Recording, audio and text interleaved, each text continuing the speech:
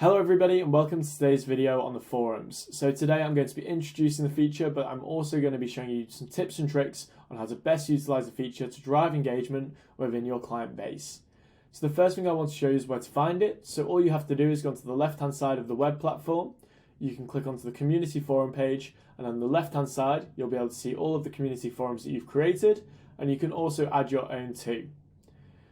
You'll see here that I'm on the workouts community forum. Today we're going to be focusing on this nutrition group. At the top you'll see the cover photo that you can change whenever you want to change the client experience. You'll be able to see the name of that forum, the total number of members. You can invite clients, and you'll also be able to view that discussion board, which is probably the main page that you'll be focusing on with this community forum. You'll be able to like, comment anyone's posts. You'll also be able to tag posts. You can pin them too and remove posts whenever you'd like.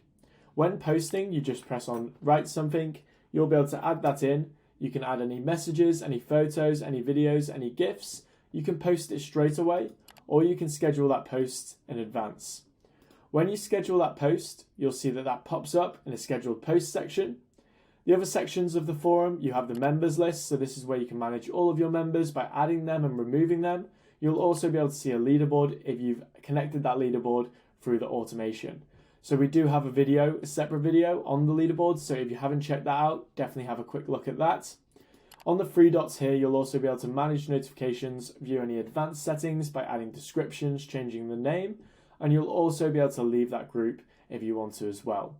I hope this video was helpful today. If you have any questions, then be sure to reach out.